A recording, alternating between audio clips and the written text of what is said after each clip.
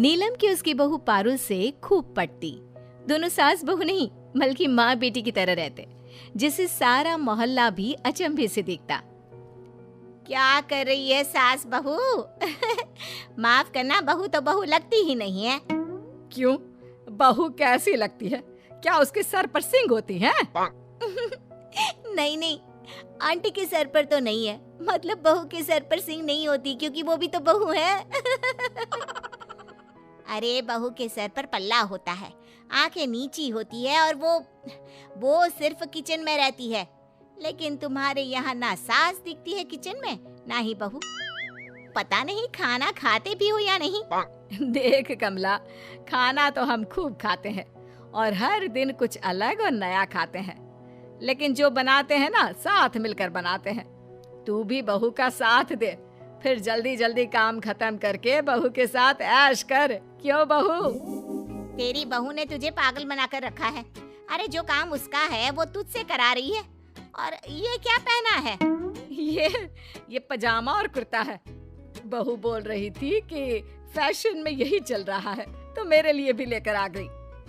पड़ोसन जो कि सूरजमुखी के छापे वाली साड़ी पहनकर खड़ी थी। सारी जिंदगी तो साड़ी पहनी, क्या पता कल सास को मिनी स्कर्ट ही पहना दे। पड़ोसन ताने देकर जा रही होती है कि बहू देख रही है ना कितनी जलन भरी है, मेरे लिए तो खास कर। तभी तो माँ, जो जले उसे और जलाओ। एक रोज बहू सास के पास आती है और गले लगा लेती है। अरे क्या हो गया मेरी गुड़िया को? माँ, आज बेटी दिवस में आपने मेरे लिए पोस्ट डाली है। बहू को बेटी दिवस की शुभकामनाएं कौन देता है माँ? तू मेरी बेटी ही तो है, ये तो मानने वाली बात है बेटा। लेकिन कहते हैं ना, जमाने की नजर लग जाए तो अच्छा खासा घर खराब हो जाता है। किसी कारण से बहू की डेथ हो जाती है। उसके जाने के बाद उसकी फोटो के सामने, मेरी बहू को कोई वापस ला दो, मेरे जाने की उम्र में वो क्यों चली गई। माँ, आज उसे गए 1 महीना हो गया है। अब तो ठीक से खाना पीना शुरू कर दो, देखो कितनी पतली हो गई हो। खैर, लोगों की सलाह पर बेटा दूसरी शादी कर लेता है। शादी के बाद नई बहू, माँ जी कब तक गम में बैठी रहेंगी, ये लीजिए खाना खा लीजिए। सास नई बहू के हाथ से खाना लेकर फेंक देती है। मुंह मत दिखाना दोबारा। चली है मेरी बहू की जगह लेने वाली। और हाँ, उसके कमरे में ना तो उसके कपड़े और ना ही उसके गहने, किसी भी चीज को हाथ लगाने की कोशिश भी मत करना। बहू डर जाती है, वो वहां से चली जाती है। फिर रात को, माँ क्या हरकत है ये? आपने राधिका का दिया हुआ खाना फेंक क्यों दिया? अरे वो मर गई है, आपकी बहू अब राधिका ही है।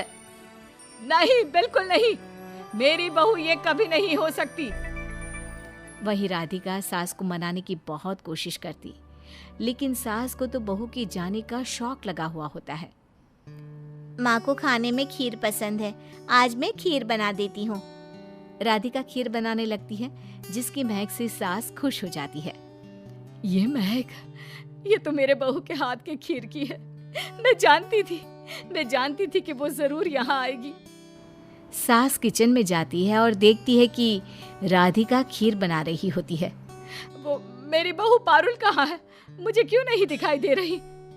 माँ जी, मैं हूँ यहाँ पर, मैं बना रही हूँ खीर। पारुल तो अब नहीं रही ना।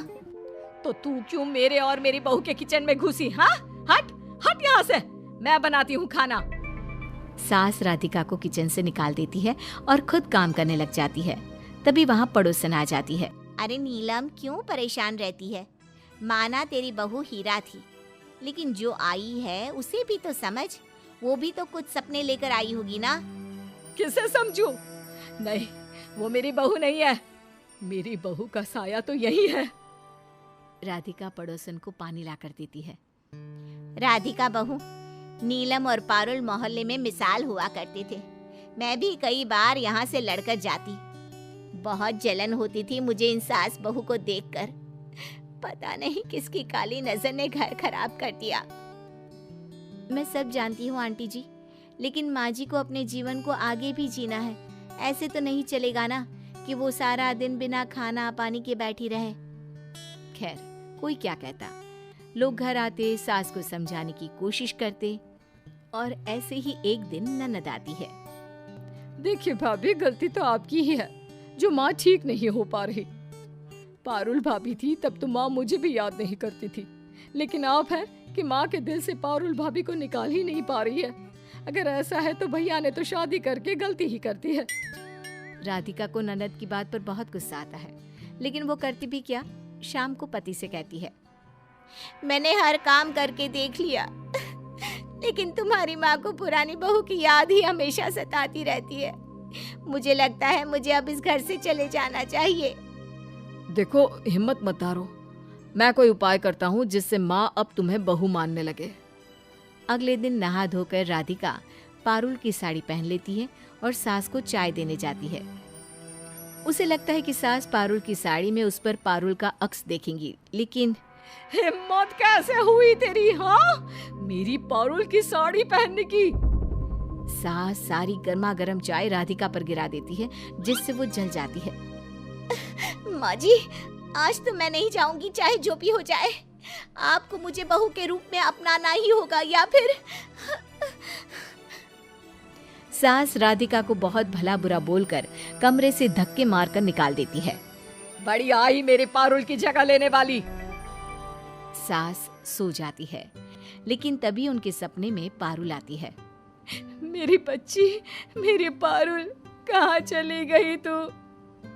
माँ, मैं कहीं नहीं गई, बस राधिका बनकर आपका ख्याल रखना चाहती हूँ। माँ, वो मेरी जगह ले, यही मैं चाहती हूँ। तू ये चाहती है कि तेरे पति के साथ वो रहे? तू चाहती है कि मैं उसे बहू मान लूं? नहीं बेटा, नहीं, मुझसे ये नहीं होगा। माँ, जब मैंने कह दिया तो कह दिया, क्या आप मुझे खुश दिखना नहीं चाहती हैं? सास पारुल को देख रही होती है कि वो गायब हो जाती है। ये मेरी बहू नहीं, उसका साया था। वो मुझे समझाने आया था। अब से मैं वही करूंगी जिससे वो खुश रहे। पानी, पानी, पानी, प्यास लगी है। तभी राधिका सामने पानी का ग्लास लेकर आ जाती है। उसका हाथ जला होता है। ये मैंने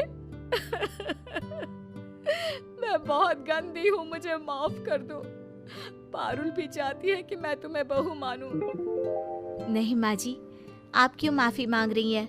गलती मेरी थी, मैंने ही पारुल की साड़ी पहन ली थी। अब उसका सब कुछ तुम्हारा है बहू। पारुल जैसी नहीं, तू जैसी है वैसी ही मंजूर है मुझे। और राधिका सास को गले लगा लेती है।